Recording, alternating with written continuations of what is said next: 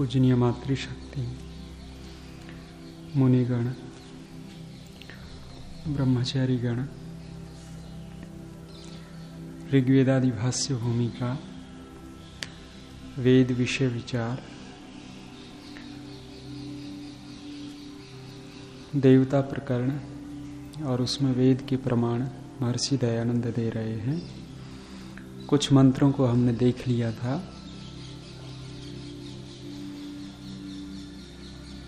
आठवां मंत्र कल हम देख रहे थे। य इमा विश्वा भुवनानि जुहत ऋषिर होता न्यसीदत पिता नः। यह जो इमा इन विश्वा भुवनानि सब लोक लोकांतरों में वास कर रहा है, जुहुवत होम करके अर्थ किया ऋषि ने।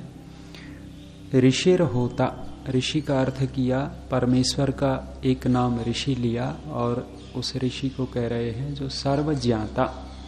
परमेश्वर ऋषि है और वो सब कुछ जानने वाला है।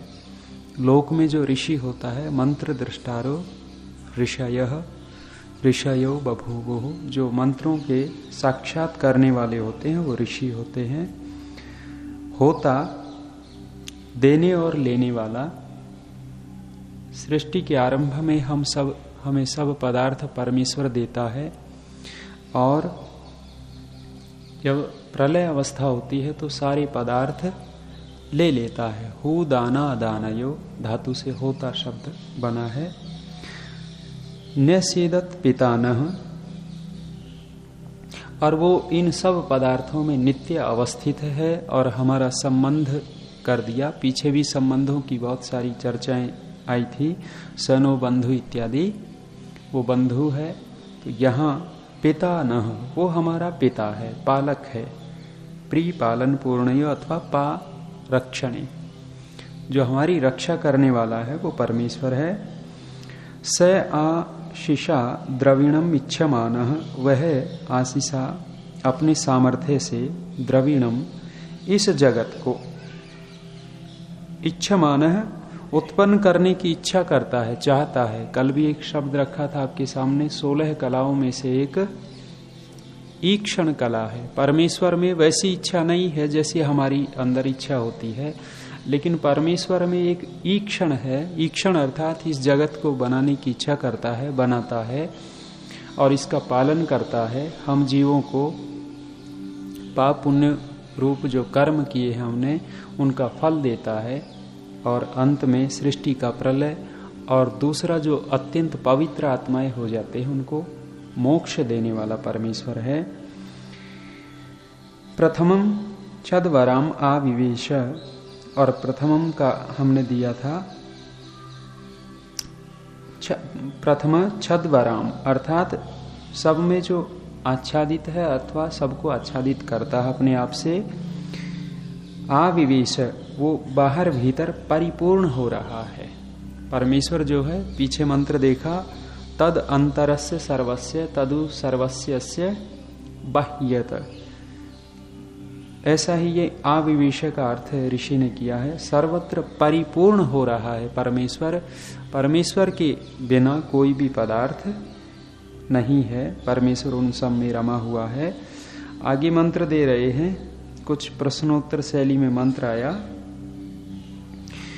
किम स्वेद आसीत अधिष्ठानम आरंभणम कतमस्वित कथा आसीत यतो भूमिम जनयन विश्वकर्मा विद्याम अरुणोन महिना विश्वचक्षा। पूछ रहे हैं किम स्वेद आसीत, इस संसार का अधिष्ठान क्या है। अधिष्ठान माने आधार। स्वामी सत्यपति जी कहा करते थे भी सबका आधार परमेश्वर है। अब वो एक उदाहरण देते थे, जैसे जब स्वामी जी प्रवचन देते तो पूछते मैं किसके ऊपर हूं। वो कहते जी ये तख्त के ऊपर जो आसन बिछा है इसके ऊपर हूं। और ये आसन किसके ऊपर है? तख्त के ऊपर है। माने मेरा आधार, स्वामी जी कह रहे मेरा आधार ये आसन और आसन का आधार तखत, और तखत का आधार पृथ्वी, भूमि, और उस भूमि का आधार है जी सूर्य।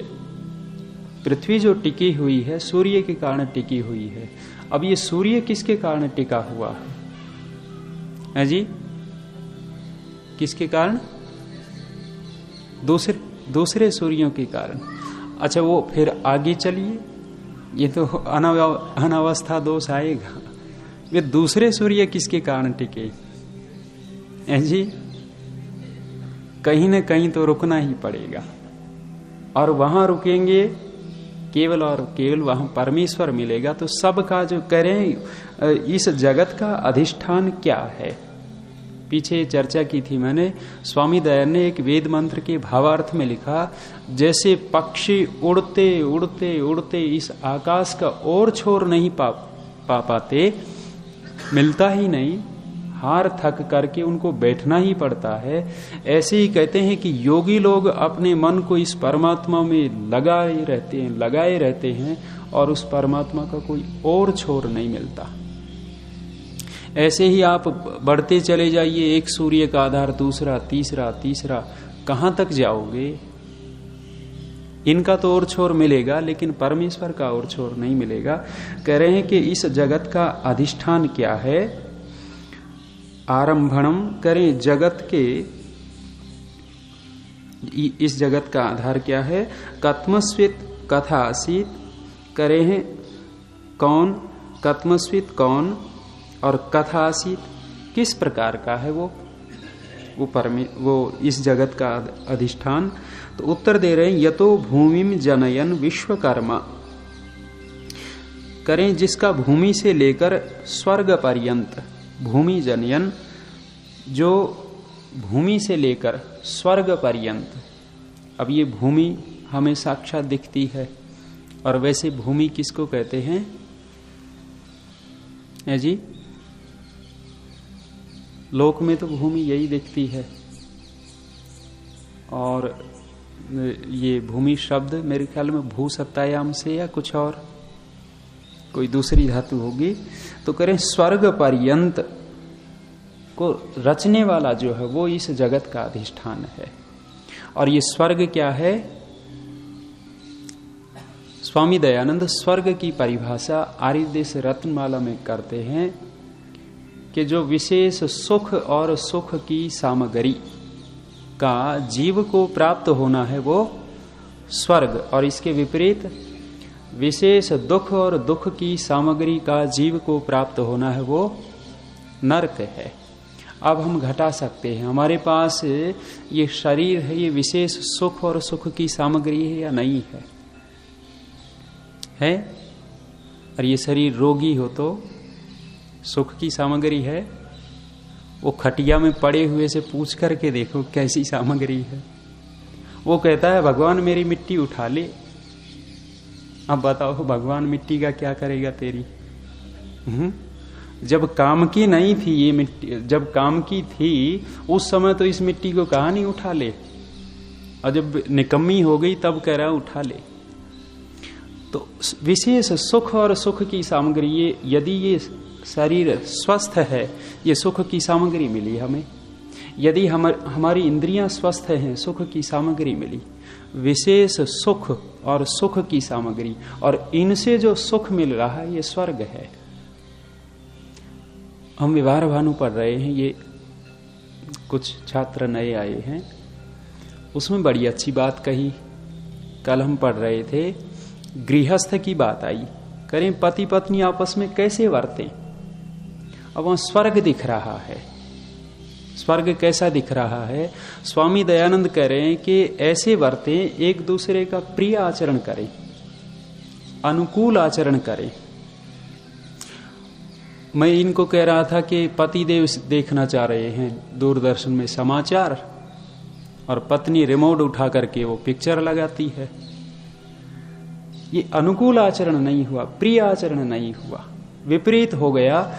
उसकी इच्छा है ये समाचार इत्यादि देखने की, दूसरे की इच्छा है, वहां वैमनस्य आएगा। आपके एक मैं इनको सुना रहा था, एक हमारे आर्य समाज में राम प्रसाद जी वेदालंकार नाम सुना है आप लोगों ने? पुस्तकें उनकी इकट्ठी कर दी हैं, नई छापी हैं। तो उनकी पत्नी ने थोड़ा सा जीवन लिखा उनका, और जीवन लिखते समय वो एक घटना दे रहे हैं, प्रिय आचरण, अनुकूल आचरण की घटना दी उन्होंने। करी कि जब मैं नई नई आई तो मैंने पतिदेव के लिए खिचड़ी बनाई, खिचड़ी। और खिचड़ी जब बना करके पतिदेव के सामने रखी, उन्होंने खाई। और इन माताओं को बड़ी इच्छा होती है कि थोड़ी सी बड़ाई जरूर हो जाए। आहा, तेरे हाथ में तो जादू है। पतिदेव ये कह दे कि तेरे हाथ में तो जादू है, कितना अच्छा बनाया है। फिर इनकी छाती देखो कितनी चौड़ी हो जाती है। तो उसने पूछ लिया, वो राम प्रसाद जी कुछ बोले नहीं, तो पत्नी ने ही पूछ लिया कि कुछ दो शब्द तो सुनने चाहिए। पूछा, खिचड़ी कैसी बनी? बड़ी प्रशंसा की, और प्रशंसा के बाद लेकिन शब्द लगा दिया, लेकिन। और ये लेकिन, परंतु इत्यादि, किंतु, ये सब कुछ धो देता है।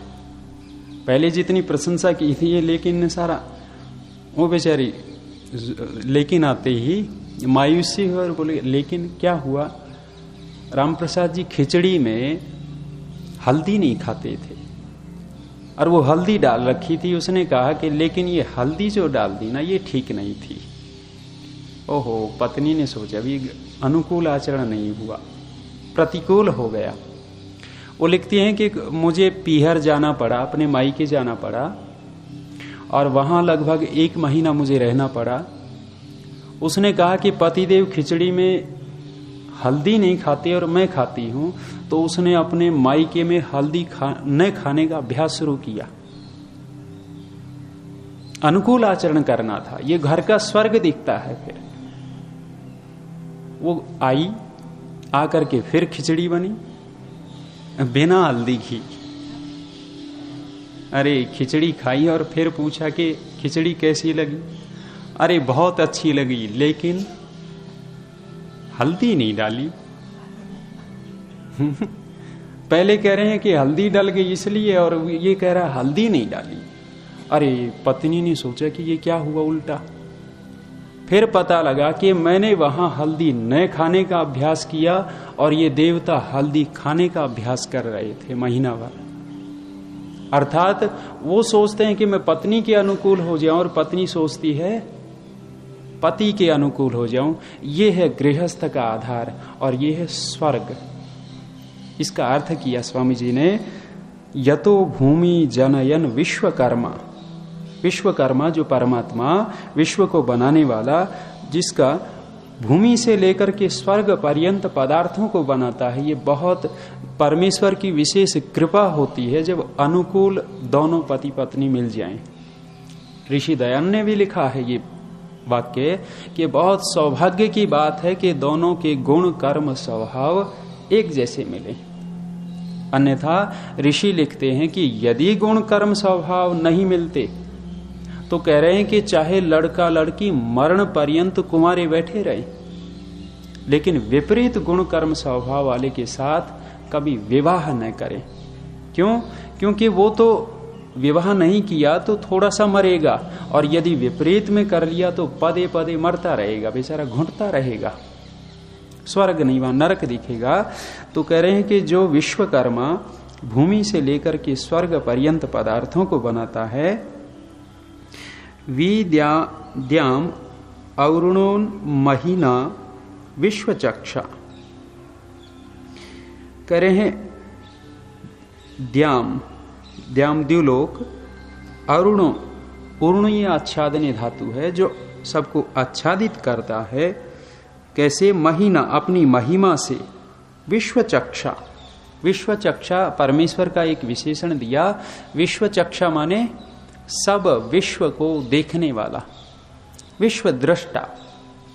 तो जो परमात्मा सब संसार को देखता है, प्रत्येक प्राणी को देखता है, वो ऊपर कहा था कि इस संसार को किसने बनाया, संसार का अधिष्ठान क्या है, तो उत्तर दे रहे हैं कि जिस परमात्मा ने भूमि से लेकर के स्वर्ग पर्यंत पदार्थों को बनाया है, जो अपनी महिमा से सबको आच्छादित कर रहा है और जो सबका दृष्टा है, विश्व चक्षा है, उस परमात्मा, वह परमात्मा इस जगत का अधिष्ठान है, आधार है। आगे देखिए अगला मंत्र, विश्वतः चक्षुरुत विश्वतो मुखो विश्वतो बाहुरुत विश्वतस्पात् संबाहुभ्याम धमति संपदत्रैर्द्यावा भूमि जनयन देव एकः। करें विश्वतः चक्षुरुत, विश्वतः फिर आया, जैसे विश्व चक्षः था, यहां विश्वतः आया। विश्वतः का अर्थ है सर्वदृक्, उसी प्रकार का अर्थ है। और चक्षुरुतः, उत तथा माने जो सबको देखने वाला है, विश्वतः चक्षु, विश्वतो मुखो, जिसका हर तरफ, विश्वतः चक्षु अर्थात सब जगह जिसकी आंख है, और कहा विश्वतो मुखो, और जिसका सब जगह मुख है, सब जगह आंख है परमेश्वर की। और जो परमेश्वर की आंख को भूल जाते हैं, प्राय करके हमसे अनर्थ बहुत होते हैं, बहुत ज्यादा अनर्थ होते हैं। हम, आप देखना, संध्या करते हैं तो बहुत सारे भक्त ये प्रार्थना करते हैं कि परमेश्वर आपको भूलो नहीं, आपका विस्मरण न हो। और कई अपने वाक्य लिखे देखे होंगे, ये कैलेंडर जो आते हैं उस पे कुछ अच्छी बातें लिखी होती हैं। एक वाक्य आपने पढ़ा हो, ईश्वर और मृत्यु को सदा याद रखें, अर्थात कभी भूले नहीं। बहुत सारे वाक्य, अच्छे अच्छे वाक्य मिलते हैं ना, वहां एक वाक्य ये भी मिलेगा, ईश्वर और मृत्यु को भूले नहीं। अर्थात जब हमें ईश्वर याद रहेगा तो हमें ये रहेगा कि सर्वतः चक्षु, उसका सब जगह आंख है, और सब जगह आंख माने हमारे आचार्य हैं। हम चंचलता कर रहे हैं, और चंचलता कर रहे हैं, और हमें ये पता लग जाए कि आचार्य जी आ गए, झट से अपना ठीक ठाक हो जाएंगे। मुंह में कुछ खा रहे होंगे, मुंह भी चलना बंद, टेढ़े मेढ़े बैठे थे, झट से सीधे बैठेंगे। कितना अंतर आ जाता है। एक दूसरे को उंगली लगा रहे थे, उंगली हट करके हाथ से स्थिर हो जाएंगे। क्यों? क्योंकि एक चक्षु आ गया, और वो सांसारिक व्यक्ति का चक्षु आया। उस चक्षु से हम कितना भयभीत होते हैं। और जिस दिन ये पता लग जाएगा कि विश्वतः चक्षु परमेश्वर का सदैव जो आचार्यों का आचार्य है, उसकी आंख हमें देख रही है, बड़ा कठिन है ये। हमें तो अभी दिखा नहीं है, ऐसा अनुभव नहीं हुआ है अभी के परमेश्वर की आंख सदैव लगी हुई है। यदि ऐसा हो जाएगा जिस दिन, सारा का सारा व्यवहार तो बदल जाएगा। बदलते ढंग सब उनके, जिन्हें हो पहचान तेरी। सारे के सारे ढंग बदलेंगे। वहां लिखा है, कहते हैं कि डरे जो जन प्रभु तुझसे, वो निर्भय विचरते हैं। नहीं डर मानते तेरा, वही नर नार डरते हैं। परमेश्वर का जो डर मानता है वो संसार से डरता नहीं, और जो संसार से डरता है वो किसी से, वो जो परमेश्वर से नहीं डरता वो सबसे डरता है। तो विश्वतः चक्षु, स्वामी दयानंद व्यवहार भानु में कह रहे हैं कि दो चेले गुरुजी के पास गए, और गुरुजी के पास जाकर के कहा कि गुरुजी हमें पढ़ाओ, शिक्षा दो। और आजकल के गुरु नहीं, चेलों की संख्या बढ़ाने वाला गुरु नहीं था। चेले आने चाहिए, चाहे लीज पे मिलते हों, लीज पे उधर से लाते हैं, आसाम से पकड़ पकड़ लाते हैं, छत्तीसगढ़, बिहार, नागालैंड, वहां के लड़के पकड़ पकड़ के ला रखे हैं। मैंने देखा गुरुकुलों में, और उनको दिखा करके दान इकट्ठा कर रहे हैं, हम गुरुकुल चला रहे हैं, चेले बनाए। वो गुरु ऐसे नहीं थे। उन्होंने कहा अभी परीक्षण करेंगे तब चेला बनाएंगे। तो उनको कहा कि एकांत में जाओ, और जहां कोई न मिले उसको एक चांटा लगा देना एक दूसरे को। दोनों गए, एक ने देखा भाई कोई नहीं यहां, तो झट से थप्पड़ लगा दिया। और दूसरे ने देखा कि मामला तो कुछ और है। गुरुजी ने कहा था एकांत हो वहां लगाना, और उसके मन में आया कि एकांत तो है ही नहीं। क्यों? क्योंकि ये जिसको थप्पड़ लगाऊंगा ये भी है और मैं भी हूं, और तीसरी सत्ता कोई और भी है जो देख रही है। थप्पड़ लगाया नहीं गया, वापस आ गए। अब दोनों आए तो गुरुजी ने पूछा कर दिया काम? पहले वाले ने कहा जी बिल्कुल करके आया हूं। कोई था ही नहीं और मैंने देखा अगल बगल में और झट लगा दिया। दूसरे से पूछा भी तेरा? बोले गुरुदेव मेरे से तो नहीं हो पाया आपका काम। क्यों? क्योंकि आपने कहा था जहां एकांत हो निर्जन हो वहां लगाना, और मुझे कोई एकांत दिखा ही नहीं। क्यों? क्योंकि मैं था और ये सामने था, और कोई तीसरा भी आप हमने सुना है आप जैसे विद्वानों से कि परमेश्वर भी देखता रहता है हर समय। विश्वतः चक्षु, जिसकी हर समय आंख लगी रहती है। मुझे विश्वास नहीं हुआ कि कहीं एकांत है और मैं नहीं लगा पाया। गुरुजी ने कहा कि हाँ ये बुद्धिमान है, और पहले वाला मूर्ख है, इसको भगाओ और इसको पढ़ाएंगे हम। विश्वतः चक्षु, जिसको ऐसा अनुभव होने लगता है वो नहीं कर पाएगा। फिर कहा विश्वतो मुख, जिसका सब और मुख है, परमेश्वर का सब और मुख है। ये वेदवाणी चलती है तो पूरे भूमंडल पर चलती है, प्रत्येक व्यक्ति के लिए परमात्मा का मुख है, और परमात्मा का मुख वेदवाणी निकालता है। कल हम चर्चा कर रहे थे, जब विद्वान पंडित ब्राह्मण लोग वेद का प्रवचन करते हैं तो समझो कि वो परमात्मा का मुख है, ईश्वर का मुख बन रहे हैं, मानो ईश्वर ही बोल रहा है वेद। तो वैसा तो मुख आएगा नहीं, मनुष्यों के मुख से बुलवाएगा, तो अलंकारिक है। आगे कहा विश्वतो बाहु रुत विश्वतः पात, उस परमेश्वर की सब तरफ बाहुए हैं। करो कितना घपला करते हो, गर्दन पकड़ेगा परमेश्वर। बच जाते हैं ना, वो पकड़ेगा। रिश्वत ले रहे हैं, पता ही नहीं लग रहा कि परमेश्वर की बाहु हमारे ऊपर पड़ने वाली है। ऐसा रौद्र रूप धारण करता है परमेश्वर। अब देखना कि किसी को रोग हो जाता है और रोग का उपेक्षा करता है कई बार, और वो रोग इतना रौद्र रूप धारण करता है, बहुत परेशान करता है व्यक्ति को। ऐसे ही जो व्यक्ति सोचता है कि हम रिश्वत ले लेते हैं, बुराई कर लेते हैं, कोई देख ही नहीं रहा, लेकिन उसका शिकंजा विश्वतः बाहु, सब जगह उसकी बाहु है, उसकी गर्दन पकड़ेगा और पकड़ करके एक तरफ ले जा करके भयंकर दंड देता है परमेश्वर। और विश्वतः पात, उस परमेश्वर की सब जगह पैर हैं, माने सब जगह विद्यमान है परमेश्वर। आगे कहा सब बाहुभ्याम धमती संपतत्रयी द्यावा भूमि जनयन देव एकः। करें हैं सबाहुभ्याम समबाहुभ्याम, दोनों बाहुओं से, भुजाओं से, धमती, धमती को कह रहे हैं समधमती, ये समधमती के साथ लगा देंगे तो यथा योग्य जन्म मरण को प्राप्त करा रहा है परमेश्वर। जितने भी जीव हैं उनको यथा योग्य धमती और संपदत्रयी, सुख दुख को देकर हमारी रक्षा भी कर रहा है परमेश्वर। जब हमें दुख दे रहा है तो समझो कि उसमें भी रक्षा कर रहा है हमारी, और जब सुख दे रहा वो तो रक्षा दिखती ही है। और कोई कहे जी हमें तो बड़ा कष्ट दे दिया और इसमें क्या रक्षा है, बहुत सारी रक्षा है। जो आप देखना कई सारे बीमार हो जाते हैं तो बड़े हाथ जोड़ते हैं, बड़ी कृपा चल रही है, मेरे दुष्कर्म कट रहे हैं। एक तो ऐसा भी सोचता है, और ऐसा सोच करके बहुत ज्यादा दुखी नहीं होता। वो देखता है कि इसमें परमेश्वर मेरी रक्षा कर रहा है। और एक व्यक्ति बहुत तड़पता है, दुखी होता है, वो परमेश्वर की रक्षा उसमें नहीं देख रहा। तो यहां दिया समपदत्रयी, अर्थात जो सुख दुख देकर परमेश्वर जो हमारी रक्षा करने वाला है। द्यावा भूमि, वो द्युलोक और भूमि को जनयन उत्पन्न करता है। देव एकः, वो एक ही परमेश्वर है। अब देखना एक आगे मंत्र आएगा शायद अथर्ववेद का, न द्वितीयो न तृतीयो न चतुर्थ है, ऐसा कुछ मंत्र है।